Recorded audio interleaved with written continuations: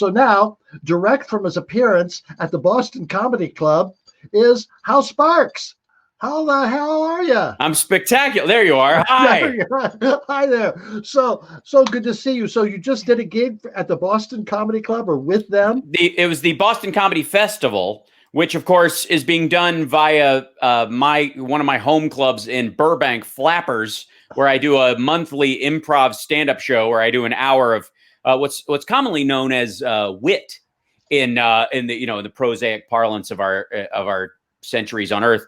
And so they asked me to be a part of the Boston Comedy Festival. So I did a set for them, green screen background in front of this thing. So yeah, it's been good. It's a party. So that's how you're keeping busy these days? Yeah, that and a series of like honeydew lists my girlfriend gives me to, because I have no excuse anymore to not fix the light in the garage and, that all that kind of stuff. Although I've lost the argument about me building French doors on the back of the house, because I personally believe they're not French doors unless you open them with your tongue. So that's my rule. And she's not for that kind of locking mechanism. So how long have you been in the entertainment business?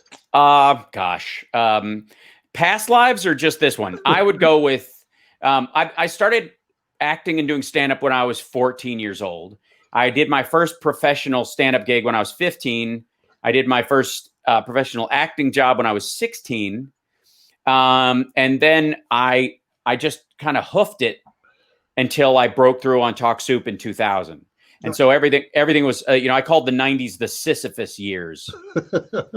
Because so Talk Soup was your first big thing. Well, it was the one that stuck. See, I had a bunch of, the reason the 90s were, as much work as they were is because I had a lot of shows. I had a lot of things happen, but then they would backslide into nothingness. So I would get a show, or I'd get a manager that was great. And then, they would quit the biz or get arrested. There were all sorts of like weird moments where I was like, I got it. No, you don't got it.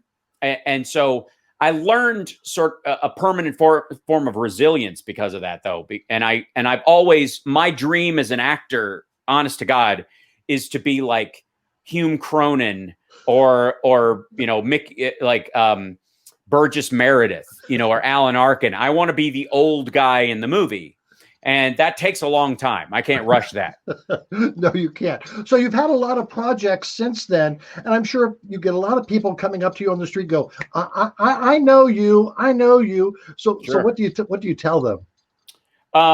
Well, if they say that, then they actually know my name and they know everything about it. The only reason they're confused is because I might be wearing a mask. Although I will say that these days, it's really, this is the time to find out how famous you are.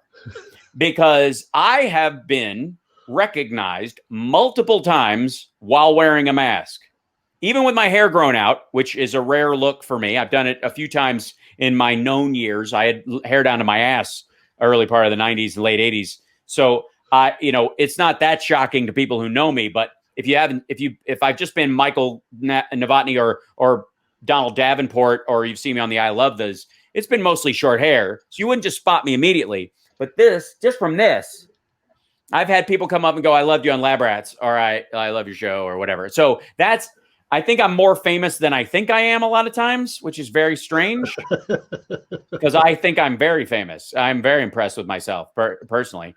But yeah, so the thing, nobody knows me from, everybody either knows me from multiple things because ubiquity is my only tool. I didn't grow up in the business. I don't have any relatives in the business. I didn't get a leg up anywhere, So I have a lot of pockets of fans that know one thing, or overreaching fans that know everything. And it's a great place to be because it's nice to have people come and go, I love your show. And I have to go, which one? So I know a lot of my friends know you from Queer as Folk. Sure. So tell me something. How'd you get involved with that? Yeah, it was extraordinary. Honest to God, I was on Talk Soup when they were casting Queer as Folk initially, and no one would audition for fear it would ruin their career. And, they were having a really hard time casting many of the roles, not just Michael, but it was tough. And luckily I was fired from Talk Soup, and I got Dude, Where's My Car right after that.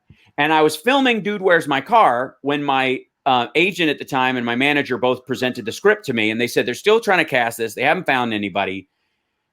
We don't think it's a good idea, but we know you, and we know that you'll appreciate it. And it was a huge hit in England. It's very critically acclaimed. It's a very important script, but everyone else we represent is turning it down because it will ruin their career.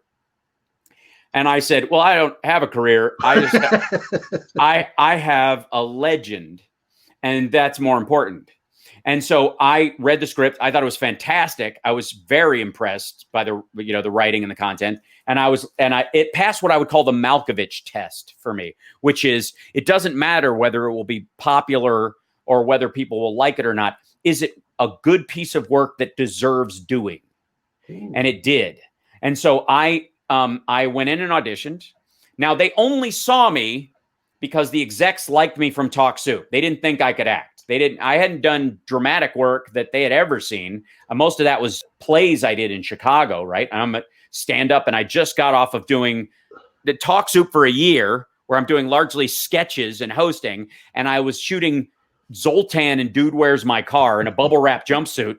And you're going to run to the first episode where one of my best friends nearly dies of a drug overdose, and we're weeping at his bedside. So I'm not their first choice. Let's be abundantly clear. But their first choice wouldn't read for it, and their second choice wouldn't either, and their third choice didn't do very well or didn't fit. And so I came in after being their 750th choice, and in the middle of it, Ron, one of the execs, leaned over to Dan, his partner, and went, "Did you know he could act?" And that literally, and that's how I got the part. They literally were like, that's the guy. And I'm like, yeah, I don't have to. Michael was on the page. You can see him. Mm-hmm. And when I read the script, I'm like, that person exists. So my job is to tune in the rabbit ear antennas until he shows up character wise. And so I gave him some physical affectations based on backstory that was in the script, and partly in the script, partly stuff I had intuited, and partly stuff that I had assumed based on his behavior had to come from somewhere. And I gave him a halting walk where he when he enters a room, he kind of stops himself. I made him eat with his spoon and fork like a child because he was sort of stunted in that way. And my dad had a friend named Dennis who lived with us in Chicago for a little while he was doing Pump Boys and Dinettes on stage down there. And he was an actor from Tennessee. He was singing in that show, and he stayed on our couch for a month, and he ate cereal like a kid. And I was like, he's a grown man. I was 15 when I saw this. And I was like, that's amazing. I have to remember that later. And it came in handy because that's very Michael. If you think of Michael eating, he eats, like it's a tool, right? And so giving him those things, and then just allowing the heart of what he was saying to speak more loudly than any of the details of the words he was saying. That was the thing, is that I had to find the heart of everything that he was saying, because he was in love with Brian. He's in love with the world. He's angry at his mother, but he loves her. Michael's in love with everything. And you have to find he's the guy who can find the thing to love about everything. I think Michael was the character that most people identified with. I mean, we all know a Brian. We all know the Sunshine. I don't. The funniest thing about playing Michael was the daily realization that I would never have a friend like Brian. Fuck that guy. In my own life, you know what I mean? Because I have a strong sense of self. I've carved out my personality fairly well, I think. And if anybody was in my life who behaved like that towards me, piss off. That wouldn't last a week. I'd be like, who's this dick? But when that's in there, you got to find that guy, right? So anyway, so yeah, so I guess everybody, knows one of those other characters, knows their Teds, knows their Emmets. Ted's, yeah, yes, Yeah, Emmett, yes. Oh God, we all know Emmett's. right. So Yeah. do you keep in contact with any of them, or is that? Yeah. No, Bobby Gant and I talk every so often, and I'm so proud of the relationship we created on that show that He was he Bobby played. was. Oh, he played Ben. He played Michael's husband on the Yes, show. yes, And like we became very close as professionally and as friends doing that role, because it was a lot of very vulnerable stuff, that we were shooting, not just the physical scenes, but also emotionally. You want to see something? I just found this in my move. I had some stuff in storage, and I was, keeping it in air conditioned, protected comfort. But this right there, that is Michael's wedding ring from when he and Ben got married. I still have it. And there were two of them. They have the second one, but I have the original. And wow. it's what, hold on one second. That's not even the first of it. Hold on. This is probably the thing, more than the ring. I think this little piece of memorabilia is something people will appreciate. I have this up on my board. This right here. This is wardrobe. I was going to ask about that. Yeah, this is the whole outfit one day. This is several times during the shooting of Queer as Folk. That's all I'm wearing, and for those of you that are whatever, it stretches, and B, it was cold in Canada, so cut me some slack. But we would wear these little pouches, for both modesty and hygiene amongst everybody. So were you in a relationship at the time? I had a girlfriend in Toronto the entire time I was up there. The first year, it was very weird, because when I got Queer as Folk, I did not know we were we were shooting in Canada. And so I got the role. I had gone through the audition process, everything. And they literally said, get packed. And I went, what do you mean get packed? He said, well, it shoots in Toronto. And I'd already signed all the contracts, every aspect of it. Again, this is not with the history of the show behind us, but the possibility of the show in front of us, which was Showtime wasn't even sure they could air it once they shot it. We ran into legal problems right up to the day it aired because of the question about Justin's age and the age of consent what boiled down to the age of consent in Pennsylvania. And because there is no age of consent for gay kids, because it's just all illegal. The old laws just still apply. So there had to be a big back and forth about this. So they tell me, oh, you're moving to Canada. My friends had to move my apartment and stuff into storage for me, because I didn't have, I moved into a place up there. I didn't take my shit with me. So my friends just kind of packed it all up. It was like I died. And I moved up to Toronto, and I don't know anybody in the cast at this point. Just met them. I don't have any friends in Toronto. I've never been to the place before. I was just at that time beginning to learn to speak Chinese.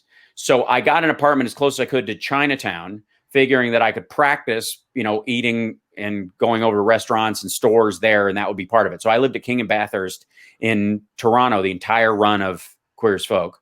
I rented a condo there and just kept it the whole run. And it was like, it was like home, And so we were just shooting the pilot, and there was this beautiful girl, Stephanie, who was an extra in part of it. And the whole, all the straight dudes in the crew were like, oh my God, who is that girl? It's just brutal. And I'm like, well, go ask her out. And they're like, I'm not going to ask her. She's not going to say, look at her. No. And I'm like, well, I'll go. And they'll go, well, yeah, because you're in a TV show. Of course she'll talk to you. I'm like, I'm an American actor. She doesn't know my shit. She doesn't know me from anybody, and I won't break it to her that she hasn't seen me shoot anything. Maybe I suck. It could be terrible. It could be as bad as it is good.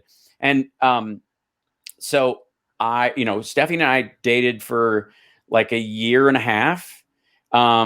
Initially, she'd never been to New York. I took her to the premiere of Queer as Folk in New York when we did that at Showtime. It was just lovely. And then she moved, and so I started dating someone else named Ava, and she and I were together the entire run of the rest of the time I was in Toronto. Still good friends. Great stories. That was such a great series. I bartended at a gay bar during that time, and on Sunday nights we would watch the reruns at 11 o'clock every night. Right. We'd turn everybody quiet down because we wanted to know what's happening. That's right. All right. So speed up. What's happened to you the past 6 months? I know you're very politically active. So, yeah. So what are you doing? Well, once everything shut down, I tour as a stand-up. That's one of my primary things that I do in between shows. And it's the gift that keeps me from being just an actor waiting for the phone to ring. That's always been the thing that's kept me afloat. And why, quite frankly, I've been able to pick stuff to do that other people were a little iffy about, because I can always fall back to stand up and be myself. I don't get typecast as characters the way some actors do, because I'm a known entity as a human being outside the character, right? And that's very helpful. And so I plan my year based on, there won't be a show. I just have to make my own show. So I book stand up all year long, like a year in advance, effectively. And then when this all came grinding to a halt, all of it dried up. And I made a point that I didn't quite know where it was going to go. But I have a radio show I've had for 10 years. I do a political talk radio show on Saturdays on WCPT radio in Chicago. And I've been doing it kind of as a civil, an act of civics, where the station keeps the money from the advertising. I do the show for free, but I talk about political issues and stuff that I care about. You can take it or leave it. And I hope to motivate voters and try to increase voter turnout mainly, and inform people on stuff. I've been doing it for a long time. And you get on Facebook every day for. Yeah. So now then, yeah. So that's my radio show started as a Ustream show that I was doing from Toronto during Queer as Folk. And because I was not connected with people and I was reaching out, and then that became a live stream show, and then it became streaming on YouTube. And now I'm on Periscope, YouTube, Twitch, which is the main one, twitch.tv/Hal Sparks, and YouTube. And so all four of those kind of firing at once, so that different audiences that use different platforms can come see the show. It's where it works. I no doubt that you do similarly with your show, which is fantastic. Yes. So something to do. Yes. Well, in the process, I was like, people are losing their shit a little bit. This is very shocking for a lot of people, and it's very hard to deal with. And I went, well, maybe at least with my fans and the people who like my radio show, I have my setup here. I can just stream every day during lockdown, right? That was like, maybe I'll just do that. I don't know how long it'll last or what we'll end up doing, but we'll just do it for the time being, right? And hopefully we won't have to do it for very long and things will go back to normal. But if they don't, maybe it helps me cheer some people up, right? And all right. So I don't believe you've appeared at the Vermont Comedy Club yet. No. You need to. It's a beautiful club run by wonderful people, and so make that on your tour the next time you're in the area. I insist.